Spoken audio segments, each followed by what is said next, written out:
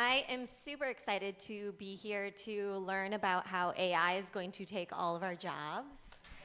Just joking. But algorithmic planning really is evolving how brands and agencies are approaching upfront planning and strategic insights. But on top of that, buying platforms like Meta and Google are really pushing towards automation. I am excited to be joined by Micheal and Dan to dive into these topics and more. Let's start with some introductions. Great. Dan DeLozier, AVP of Digital Strategy at Harmelin Media. And I can't not thank John for these chairs. These are fantastic, John. I think last time I did one of these, I was on like a wobbly bar stool, so this is just a massive upgrade. Whoa. That was Aaron did the chairs. Aaron. Right? John did nothing on those chairs. Well played, Aaron. Thank Good you. work. Well, I'm over here. I can't touch the bottom. And I'm Micheal. I will throw my thanks in for the first time in one of these panels where you've spelled my name correctly on the slide. You always get it right on my name tag, but you always get it wrong on the slide, so thank you for spelling my name right. Like I said, I am from Medtronic, and we are the world's largest medical device maker. Like Ryan, we're probably a huge company you've never heard of. Unless you have, and then I'm sorry. So algorithmic planning, that means a lot and a lot of different things to different people. Let's dive into what we mean when we're talking about algorithmic planning. Yes, I mean, you sort of alluded to it earlier. I think when you think about AI or anything algorithmic, you're thinking one of two things. Either it's taking my job, or it's going to make my life so easy that I barely have to work, right? And I think when it comes to AI, you're kind of landing somewhere in the middle. I think through the lens of planning, we're seeing all these off-the-shelf solutions now that are allowing planners to work faster. And I think the goal with anything AI is to get things done more quickly. You know, thinking about, as an agency, you know, person here, and think about all the brands in the room, what do brands want? They want things faster, better, cheaper, and you don't do that by throwing more people at it in most cases. There needs to be some sort of efficiency gains. And that's where AI is a conduit to do that, you know? So these planning softwares that are coming out, I think are interesting tools, but I think we have to think about AI cautiously. I mean, if you think about our friends in the AI, you know, image generation space, you know, how many times have you played with that and you get a picture with 3 arms, right? I don't want my media plan to have 3 arms. I want to make sure that I'm controlling the narrative and really leaning in to whatever I'm engaging with in AI. And certainly AI isn't new. You know, it's been around in the media space forever, mostly on the buying side, but the advent of some of these tools in the planning space, I think is really interesting. Yeah, I would say just to echo the accuracy part and the speed part. It really comes down to a question of what is this tool allowing me to do, or more put maybe another way, how am I using this tool? Am I simply using this tool to do something faster and cheaper and to replace a person, or am I using this tool to do something more efficiently that allows me to do something for the first time? Medtronic, we're a very buttoned up, engineering-led organization. I mean, I'm wearing a bow tie for crying out loud. So is AI going to allow us and to think and to consider a campaign, plan a campaign that we normally wouldn't have gone to because either it prohibitively costly or too time consuming because we don't have the people or we don't have the requisite experience? And I think that is one of the really interesting questions as we start to consider it from a planning perspective, because we saw this with the buying perspective. We saw the inefficiencies that buying algorithmically allowed us to do, and now it's kind of pushing that to the other side of the equation here. So let's dive a bit deeper into how specifically you're leveraging AI in the planning phase. Like, what aspects of planning are you finding the most success in? Yeah, it's a great question. You know, I mentioned some of these off-the-shelf systems. They do a great job of doing things like making budget recommendations, looking at channel mix based on data inputs. And, you know, at Harmelin, we are an independent agency. We're not a holding company. You know, we're a family-owned business. We often take a more bespoke approach where we're going to kind of recreate some of these tools with a team of engineers internally and build out tools that make our lives easier and not something necessarily right off the shelf. So some of the ways that we've leveraged it are connecting to the bevy of data sources that we have, API pipelines to, and leveraging research data, media consumption, historical campaign data, you name it, to do some of those things that I referenced that these off-the-shelf solutions do. It's getting us quicker to a place of strategy, right? It's getting the data in front of you. And I think one of the roles of planners now is less about knowing a channel inside and out, but understanding the inputs to get the right information from these tools. We've done a lot of interesting things around geography with AI, taking business data from our clients and understanding segmentation of where we should focus spend and where areas of opportunity lie. We've done things, through the lens of thinking about media mix, again, budgeting. There's so many opportunities here, and we're exploring new opportunities every day to find ways to drive efficiency, find ways to cut the speed to market that all of our brands and clients want. Yeah, it really does. The tools do make getting to this data just this, I'm sure we all have just mountain of data that we can never, get through fast enough. And I think that is really where we are seeing the most use of these tools. It's allowing us to sort, organize, clean, scrub this data, and then be able to do the segmentation, be able to look at our media mixes. Are there particular markets, that we're underutilizing? As a medical device maker, we think a lot about our actual patients, but as we start to get through our data, what we see is a very underserved market are the families, are the mothers, the sisters, the wives, husbands, whoever of these potential patients. And as a son who has a father who has one of his company's devices in him, we're an important market. But we don't think about that because we just think about either the doctor that's implanting the device or the patient they're receiving. But most of these people have entire support systems around them that want to know about these devices. And so these algorithmic, these AI tools allow us to get through this data a lot faster, be able to put together a plan that is more data centered and get it to market a lot faster. So are you finding that the skill set needed for planners today is different, or that you're looking for different types of individuals? Yeah, for sure, and I sort of alluded to that in my last answer, but it's changing now into people that really understand data sources, understand how to create the appropriate guardrails in decisioning for media plans and budgeting. It's not just about, again, understanding a channel anymore. It's about understanding how to leverage these new tools and really move forward, in this in the new space. AI, again, jokingly, is coming for our jobs. There's some truth to that, and I think if people don't have those critical thinking skills, don't embrace new technology, don't understand how to set the appropriate guardrails with these tools, they're missing out and they're going to be left behind. And I think we're looking for those critical thinkers. We're looking for people that are not stuck just thinking inside the box, but more outside the box in how to leverage these interesting opportunities. The only thing I would add to that, I think, is that what these tools are showing us and how we do our jobs, it requires a lot broader approach. You can't just understand specific channels anymore. You have to understand how your PR team works. You have to understand how your product is developed. You have to, it requires me to talk to my sales force now. I have to know about these conversations that they're having on the ground when they walk into a doctor's office, because that becomes important inputs to the data. And I think it's just requiring us to be marketers again. The broadest sense of marketing is that we have to understand who this market is, how we find them, and then how do we talk to them.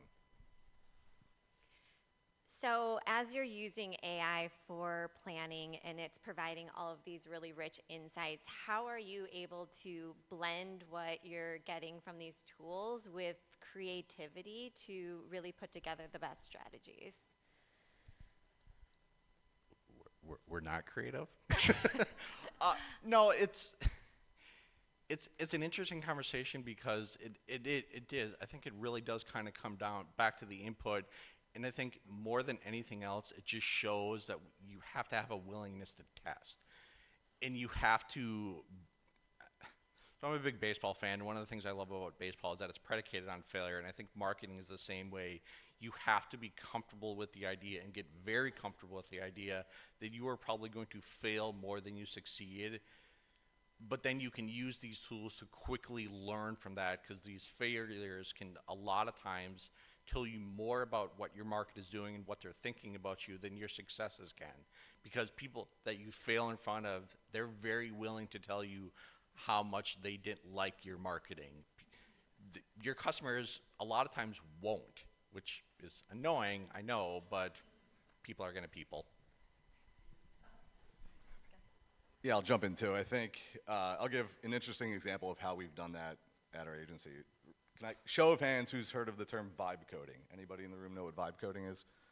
Okay, a couple of you. So the idea is people who are not coders, who have never coded anything in their life, can use a large language model and just natively describe what it is you're looking for, and it will produce code and output the thing you're trying to do with no coding background, right?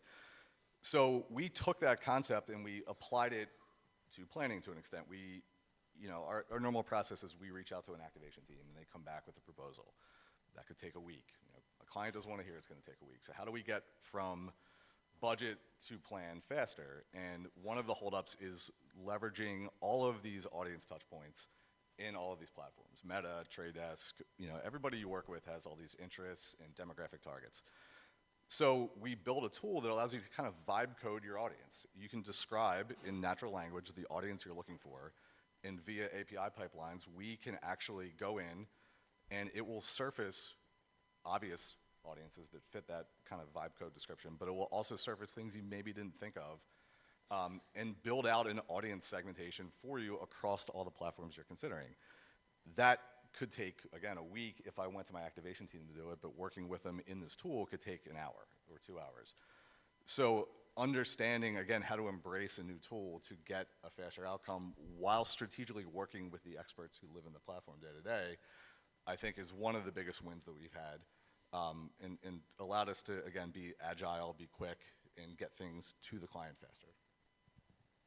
So you mentioned your activation team and the buying platforms. A lot of what the major players like Meta and Google are doing is saying, hey, input in your goal and we'll figure out exactly who to reach, where to reach them, the creative message to serve to them. So do we need to be doing all this upfront planning that you've been talking about? I mean, I think we all know that clients love when you tell them AI's got it, right? We didn't really do anything. Google's got it for, black box.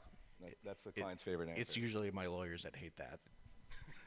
I mean, that's a whole nother conversation about AI here. But yeah, for sure. I mean, I think, yes, we still need to be doing all this because, again, garbage in, garbage out. If you're not putting the right information into the tool, you're going to get bad information out. Just like the AI image generators, right?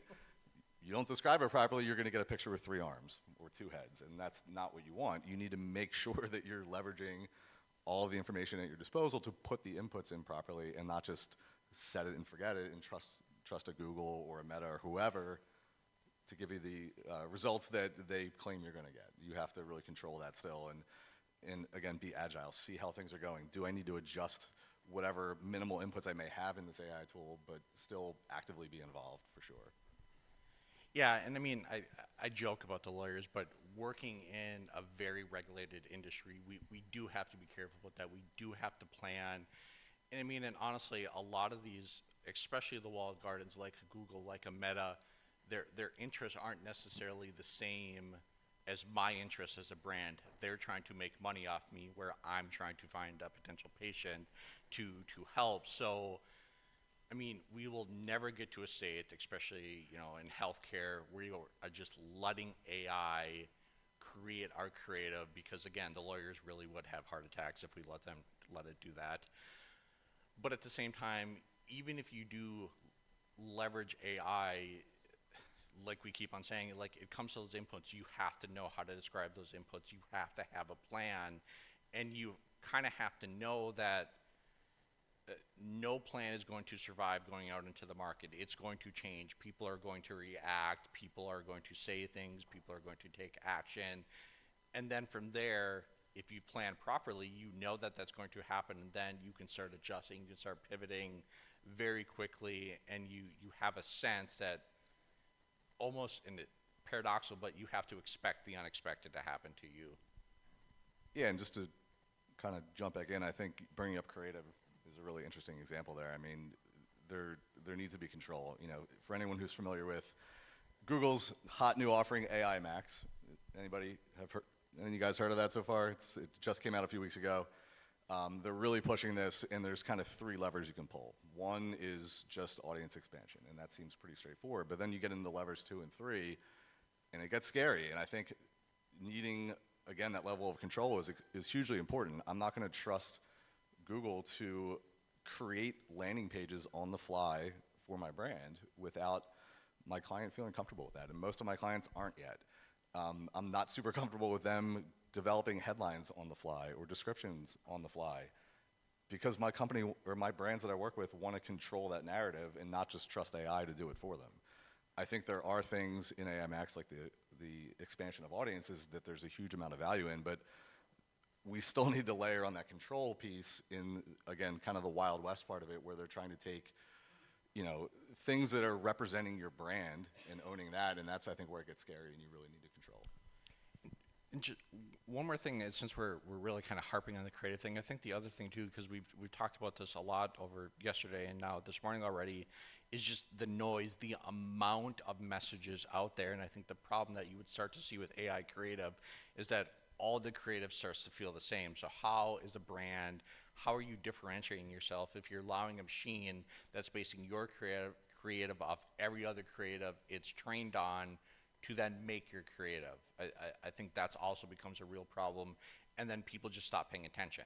I mean, it's already hard enough to get people to pay attention to our ads. It's only going to get infinitely worse if every ad looks, feels, sounds the same.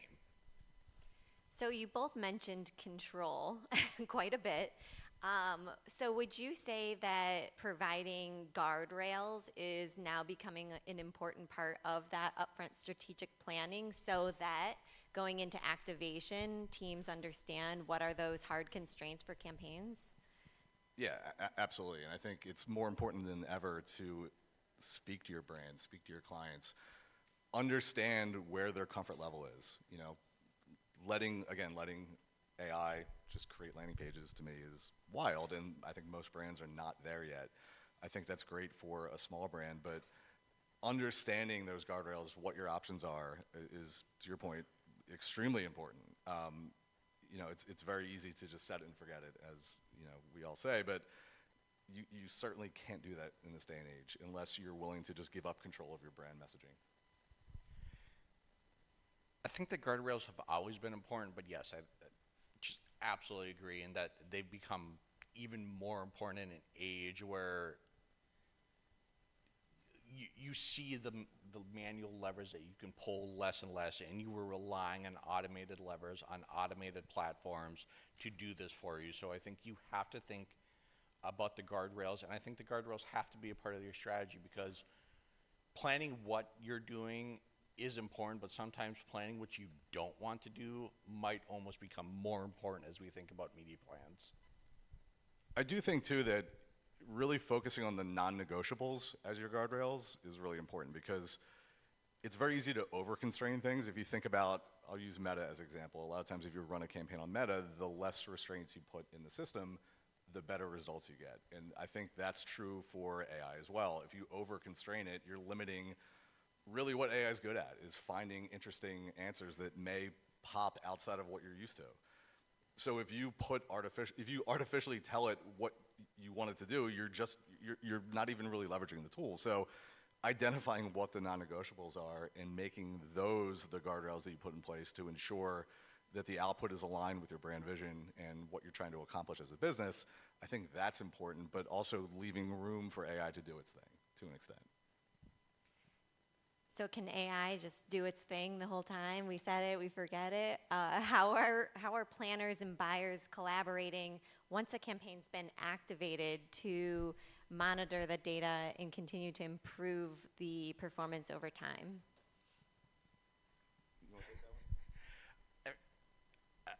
I think it's kind of right there in the question. You have to be monitoring it. You can't. I mean, we never should have just set any campaign and forgotten about it. But I think now more than ever, you especially can't just set a campaign and forget it. It's monitoring that data. It's looking at the results coming in, and it's doing what probably most of us are paid to do, and that's monitoring these campaigns, optimizing in a real time, and just looking at the inputs. I mean, something might surprise you. You could get a result you're not expecting. That's not necessarily going to be a bad thing, and that could be the AI tool doing something because it can process this data much faster than any of us can, and that's not necessarily a bad thing, but you have to know about it. You have to see it. Yeah, I mean, set it and forget it has never been in the ethos. I don't think of any agency or brand. That's never going to work. You know, I think with the advent of AI, we've actually looked for opportunities to leverage AI in the monitoring, in the surfacing of trends. And again, it's getting data in front of the decision makers. So if my activation team is, you know, handed on a silver platter, hey, we're seeing CTR pop. Well, why? Let's dive into that. You know, it can surface insights geographically and say, hey, the Philadelphia region's doing great. Like, why is that working? Let's put more money there. It allows the key decision makers to make decisions faster. So when you're monitoring, you can optimize more nimbly than perhaps you have in the past. So I think never set it and forget it. There's always been a human element in monitoring, but leveraging AI to monitor with that human intervention as well, I think gets you more agile and nimble campaign optimizations and better results long term. Yeah, I think that's a really important thing. It's not either this is entirely manual or it's entirely automated. I think the best result is probably going to be in the middle because these tools can find stuff, they can flag stuff in data much faster than you can see it, but then now you look, you can deep dive, you can have conversations, you can ask, well, this strategically fit, do we want it to be doing, so how do we double down on it? Or is this a red flag that said, oh my God, we need this to stop right now? So the current economy is very unpredictable right now, which is causing a lot of uncertainty in media planning and buying. Are you leveraging AI, or how can AI be leveraged to rapidly adjust in order to react to the changing climate? Yeah, I mean, that's always tough. You know, we've built out tools, whether you call it an AI tool or algorithmic or automation, like there's a million names for it, but to do almost like mini MMMs, like leveraging these tools to quickly identify key wins and quick pivots. You know, we're faced with budget cuts. Where do we focus our dollars? These tools can surface those ideas more quickly than ever before. And it's something that our engineers are building on the back end. We've seen success with it. We're always iterating that. And again, you know, these tools are to help with agility, to help with quick insights, to quick decisions. You never want to just ride things out as a client and hope for the best, right? We have to be pivoting as an agency or as a brand to make sure that we're reacting to market conditions in a quick way that is ultimately going to drive our best results. And I think these tools can also just help us find these market conditions because, I mean, no organization can keep track of every single market condition it's facing. So I think one of the ways that we are actually using these tools at Medtronic is compiling kind of all this market data for like our high-level executives kind of know the market conditions, and that filters down to our individual operating units in our individual regions. And to thoroughly beat this dead horse here in Nashville, I mean, just that speed, that agility to find this data faster, get it in front of decision makers faster, where they can make those decisions in real time. So I think what I'm hearing throughout this conversation is that AI is not taking our jobs, but making our jobs faster, better, and we now have an extra assistant on our hands, right? That's certainly the hope. Look, it could take your job, but I think we're all smart enough here to not let that happen. I mean, debatable. Okay to take some questions from the audience here, or do you have any more? Over to you. Mic check. There it is. Perfect, thank you. I actually have a question, Michael, for you. Given that your product is probably very regulated, how are you using AI to navigate what the regulations are? Does it make it more complicated? Is this a big problem for you? Yes, sometimes, and yes. So we do use AI to kind of navigate the changing regulatory problem, the issues that even our regulatory team, we're in so many different countries that every country has different regulations. No one country has seemed to settle on a universal approach to how they approach AI, and it kind of changes week to week. So, I mean, the irony of ironies is that we're using AI tools to monitor the news about AI regulation and how that impacts healthcare. And I mean, given just the regulatory and just the breadth of products that our company is involved in, and the kind of the scope of healthcare, it is a challenge, and it's a challenge in the sense that, like, where do you draw that line? Do you go to the highest possible regulatory environment that you have that is the toughest to operate in, and then you just apply that to everyone? So you might, for example, in the United States, we're highly regulated. Mexico, not so much. Less regulation in Mexico, but we apply American standards to our Mexican marketing simply because it's easier under the assumption that we just assume that everyone is going to start to catch up. But that being said, it is complicated, and it makes me very happy that I don't work for our governmental affairs team. Well, I'd like to chime in on the regulation piece too, because I think it's extremely important. You know, as we all know, client data is sacred, right?